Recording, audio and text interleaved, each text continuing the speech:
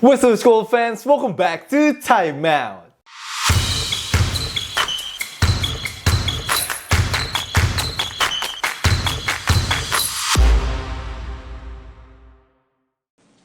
Temper spilled over, and I just thought it was best that I got out of there. I don't think there was a situation where it was going to get better. So it was just best to remove myself, that's it. What was your view of from what happened with Draymond and Steve? They're just having a good conversation. It's kind of for them to talk about, not me. Wah, Draymond Green sudah mulai bertingkah lagi sekarang ini Golden State Warriors. Apakah ini saatnya yang tepat untuk mengurangi menitnya Draymond Green? Gue sih yes ya, untuk Golden State Warriors mengurangi menitnya Draymond Green ataupun juga memindahkan Draymond ke benchnya Golden State. Gue yakin kalian semua pasti udah lihat insidennya yang terjadi di kuarter ketiga melawan Orlando Magic, di mana Steve Kerr dan juga Draymond Green terlihat dengan jelas sedang ribut saat lagi time out kemarin ini. Draymond sampai kayak nggak salah disuruh pulang, men. Go home katanya si Steve Kerr, kalau memang dia tidak mau dilatih, dan akhirnya Draymond pun juga memutuskan untuk ke locker room setelah insiden tersebut untuk menenangkan diri. Tapi emang setelah itu setahu gue juga Draymond Green kembali lagi ke bench itu di sekitar kuarter keempat. Tapi Steve Kerr tidak pernah memainkan dia lagi di game kemarin ini. Setelah Draymond Green tidak bermain, Warriors malah gacor banget offense-nya. Mereka made a big run 54-26 di 20 menitan terakhir pertandingan tersebut, di mana Warriors akhirnya menang dengan nyaman dengan skor 120-97 dari Orlando Magic. Steph Curry di kuarter keempat mainnya juga lebih enak, kayaknya lebih enjoy itu. Dia sempat 3 point sekali dan dia joget loh. Dia joget, guys. Gue gak pernah sih lihat Steph Curry ngeluarin jogetan kayak gitu sih, dimana ya dia kelihatannya kemarin itu lagi on fire dan juga lagi feeling himself banget. Setelah itu juga ada satu lagi 3 point dari hampir tengah lapangan untuk bisa menuntaskan perlawanan dari Orlando Magic. Steph Curry kemarin ini selesai dengan 26 poin dan Jimmy Butler juga menyumbangkan 21 poin. Kalau nggak salah 16 yang itu di babak pertama. Dan kedua pemain ini pakai sepatu kembaran, guys. Wah, ada apa nih? Tapi gue senang sih melihat bagaimana ya Steph Curry juga support berarti ya brand dan juga sepatu dari Jimmy Butler. So ini bagus banget pastinya untuk chemistry-nya kedua pemain ini. Warriors kabarnya itu juga 4-0 rekornya saat memakai baju City Edition mereka, yaitu The Town. Jadi mungkin harus lebih sering-sering pakai jersey ini. Moses Moody kemarin juga solid dengan 20 points, apalagi Potts. Brandon Podziemski kemarin ini 16 poin, tapi yang paling penting adalah plus 36, cuy. Gue gak ngerti gimana caranya bisa plus 36. Kalau Harden sih cuma main berapa? 16 menitan kemarin ini.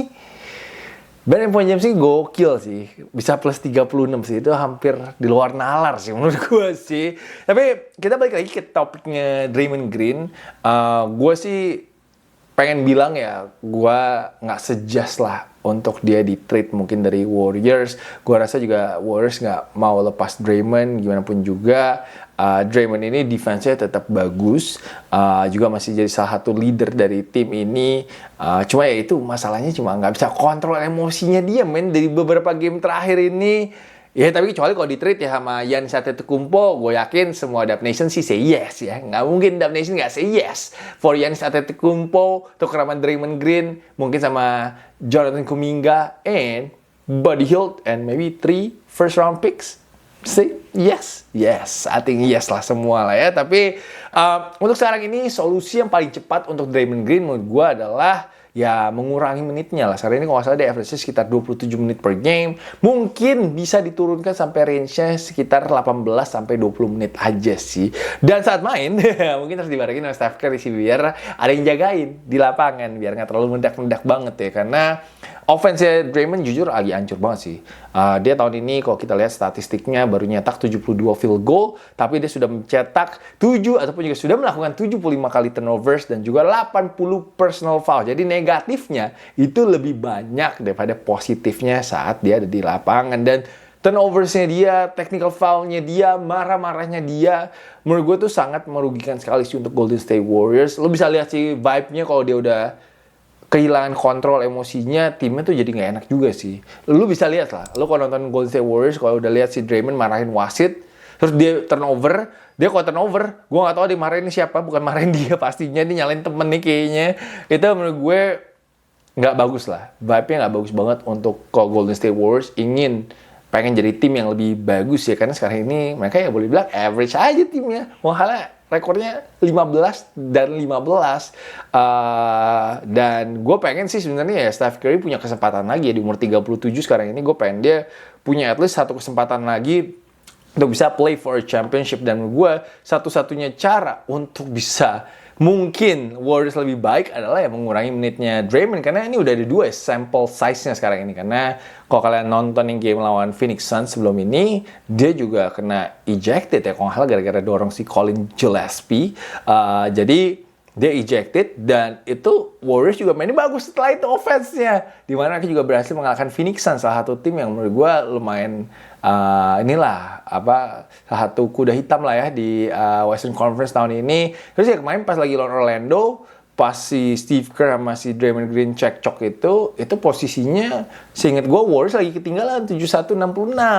Jadi setelah si Draymond keluar ya offense Warriors kembali lebih enak dilihatnya, bolanya lebih muter, lalu juga semuanya kayak lebih enjoy mainnya, nggak ada beban kayaknya di offense-nya Warriors. Jadi ya ini bisa jadi consideration lah menurut gue untuk Steve Kerr dan juga coaching staff-nya Golden State Warriors mungkin ke beberapa game ke depan ini. Dan mungkin juga mereka bisa mainin pemain-pemain centernya mereka lebih banyak, kayak mereka harus develop si Quinton Post. Hari ini kalau nggak Quinton Post tuh udah 12 rebound, lalu ya TJD mungkin juga bisa lebih sering dimainkan, dia juga kalau ada di lapangan lumayan lah presence-nya untuk defense-nya. Jadi kita lihat nih apa yang akan terjadi setelah insiden ini. Kita tahu memang secara profesional, gue akuin luar biasa si Draymond masih mau address the media kemarin ini setelah insiden tersebut. Itu menurut gue menunjukkan ya kalau dia lumayan level-headed dan juga lumayan mature untuk menghadapi insiden tersebut. Steve Kerr juga nggak mau terlalu banyak sih menurut gue sih dia komentar tentang hal tersebut, tapi kalau menurut gue sih kayak sekarang ini fans Warriors pasti baik banget yang udah capek dengan antics-nya si Draymond Green. Gue gak tahu sih kalian setuju atau enggak kalau gue ngomong seperti itu. Menurut kalian gimana nih? Apakah boleh si Draymond Green menitnya dikurangin, atau kalian ada solusi lain untuk tim Warriors ini? Kalian bisa tulis aja langsung nanti di comment section di bawah. Sekarang sih ya itu, gue pengennya lihat beberapa game ke depan ini untuk Warriors lebih bisa nyetak poin lebih banyak lah ya secara ofensif menurut gue sih. I think kadang-kadang suka kesulitan aja kalau si Steph Curry-nya lagi buntu gitu. Jadi gue harapkan Moses Moody bisa stabil, lalu juga Jimmy Butler bisa stabil. I think itu akan sangat membantu banget sih untuk Warriors ke depan ya. So yeah, Warriors in a very very interesting situation right now.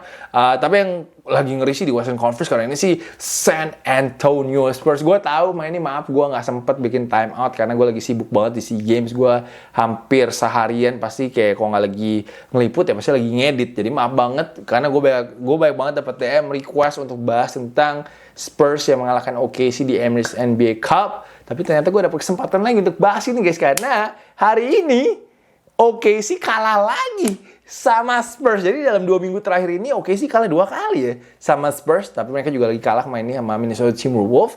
So what is going on with OKC guys? Pak gue kira OKC itu udah ya mungkin 1 tahun ini bakal kalah 5 kali doang. Sekarang udah kalah 4 kali coy. Sebelum All Star break malahan. Hari ini mereka dibantai loh sama Spurs 130-110. Padahal ya Wemby cuma main 23 menit loh guys. Wemby main cuma 23 menit dan cuma nyetak 12 poin plus 5 rebound.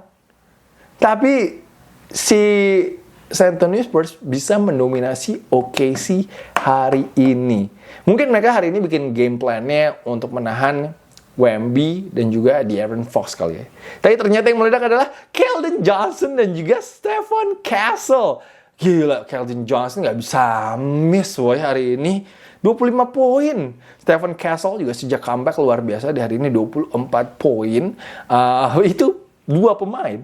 Nembak 3 poinnya 9 dari 15 guys. 9 dari 15. Gue juga gak expect sih mereka bisa on fire itu. Tapi selain itu juga guard-guardnya Spurs sama semua special ya. Ada Dylan Harper, ada Devin Vassell. Dimana ya mereka juga attack terus itu painnya si OKC Thunder, Isaiah Hartenstein sama si Chet. Kasihan sih, mereka nggak bisa nahan sih explosiveness dari para pemain guard-guardnya si San Antonio Spurs, dimana ya mereka layap, bully lah pokoknya, dibully lah dua pemain itu. Dan sejak Castle comeback, Spurs ini jadi menang terus loh. Special ya, Stephen Castle ini special sih, kayak bakal jadi superstar nantinya. Spurs sekarang ini kalau kita nggak hitung, mereka kalah di final Emirates NBA Cup dari New York Knicks. Sekarang ini mereka menang 7-0. Mereka lagi menang 7 kali beruntun sejak si Stephen Castle kembali sih. And ini adalah longest winning streak mereka sejak 2018-2019. Yang gue coba bingung adalah kenapa si Wemby itu jadi cadangan terus ya sekarang ya? Ada yang tahu nggak infonya? Kalau ada yang tahu, please dong tulis di comment section, kan gue penasaran banget ya. Gue jujur selama di SEA Games tuh nggak ngikutin NBA, jadi gue agak bingung kenapa si Wemby ini menitnya jadi kayak restricted, lalu juga kayak dari bench aja gitu mainnya, nggak starter lagi gitu. Dan Wemby hari ini juga memulai tradisi baru yang membuat Coach David Singleton sangat bangga sekali, sampai di post sama David Singleton tadi di story-nya dia, karena mereka akan memulai tradisi baru kayaknya. Kalau menang di home, mereka akan melakukan the Viking Clap ya. Bener nggak gue? Itu biasanya kalau Prawira abis menang di home game, pandu tuh. Biasanya jadi Wemby tuh yang mukul drumnya.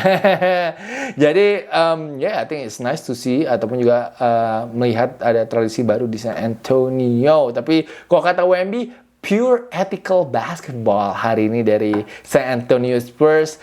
Jujur kalau tadi sekarang ini kayaknya udah mulai berat ya untuk si OKC bisa menyamakan rekornya 7-3-9-nya Warriors, kecuali kalau memang ada keajaiban. Ternyata kalau dilihat-lihat memang schedule-nya OKC di awal season ini banyak yang lumayan mudah sih. Sekarang ini mereka ini mulai ketemu nih dengan tim-tim berat di Western Conference. Menurut gue kita akan lihat lah apakah mereka bisa ya, kayak kalau mencari rekor susah sih. Kayak at least bisa kayak Chicago Bulls lah ya, 7-2-10 lah. Kita lihat bisa apa enggak ya. Tapi lucu ya, sejak si Chris Finch protes tentang officiatingnya lawan si OKC, kayak hari ini peluitnya OKC kayaknya imbang nih sama yang lain nih kayaknya. Udah mulai berbeda nih kayak tiupannya. Jadi harus terima kasih semua tuh tim-tim tuh sama Chris Finch ya menurut gue. Tapi kayak tim-tim juga udah mulai nemuin ya formulanya untuk bisa ngalahin si OKC ini, di mana kok kayaknya nggak ada second star atau third star yang bisa bantu si Shai secara konsisten gitu loh. Karena Shai hari ini 33 poin. Tapi the next one was si Jalen Williams, J-Dub dengan 17 poin aja sih. Tapi tadinya kan gue mikir J-Dub mungkin bisa 22, 25 poin. Nanti itu akan lebih membantu ya buat si Shai. Tapi ternyata mungkin kalau mau ngalahin OKC, ya lu jagain Shai aja. Lu jagain Shai, make sure Shai nggak 40 poin, nggak 35 poin. Biarin teman-temannya coba ngalahin lu.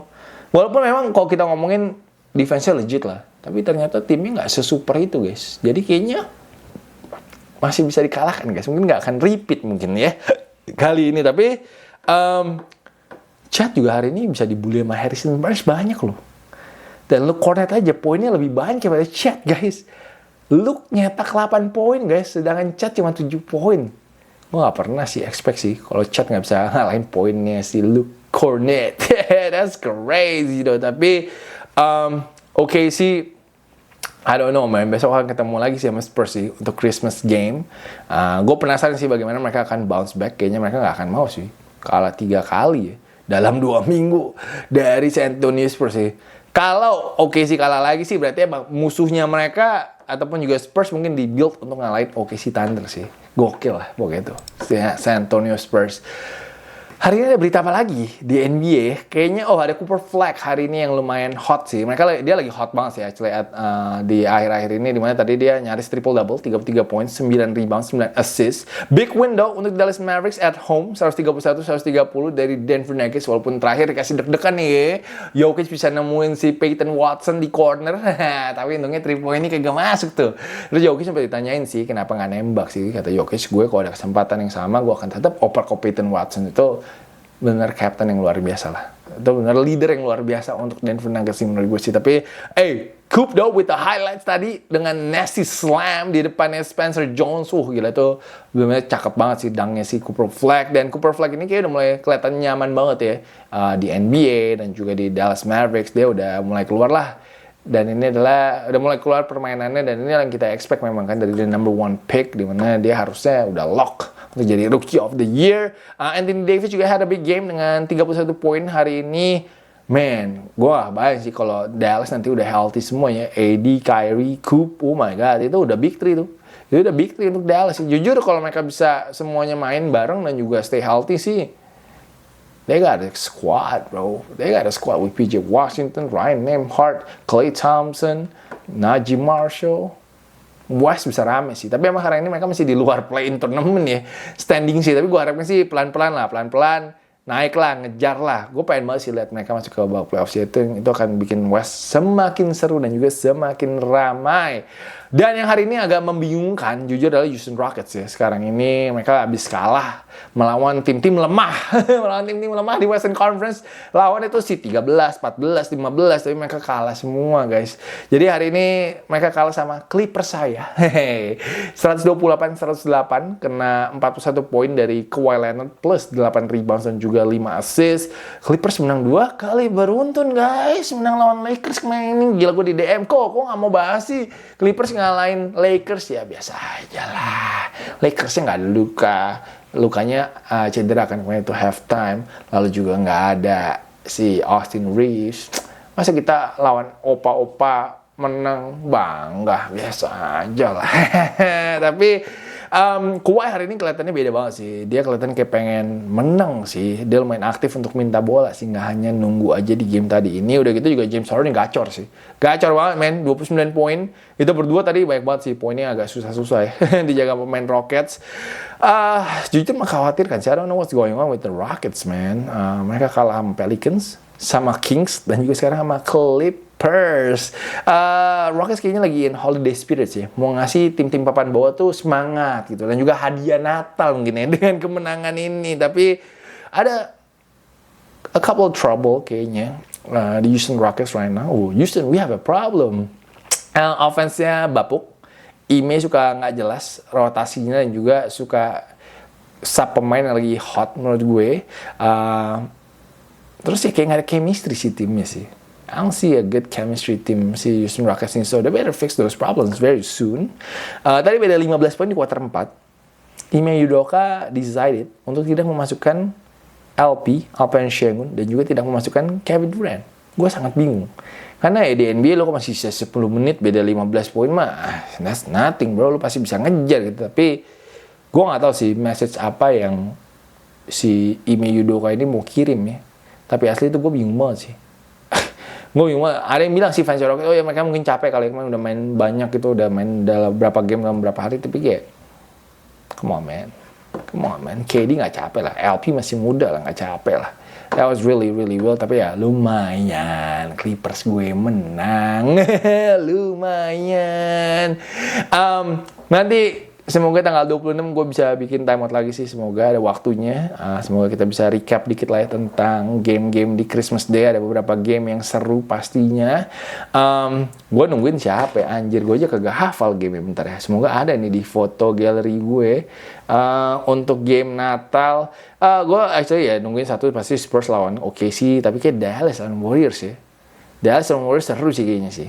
Walaupun game terakhir juga kayak mantep ya, Minnesota lawan dan the Nuggets. So, itu dulu guys, time out-nya. Semoga kalian akan semua berpartisipasi untuk memberikan komen tentang Draymond Green, situasinya, dan juga mungkin yang lainnya.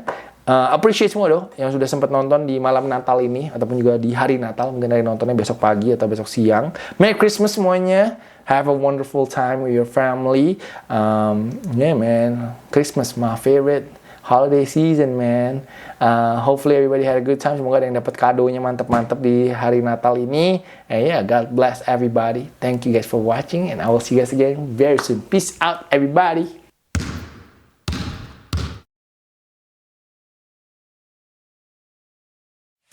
Please join my channel, guys.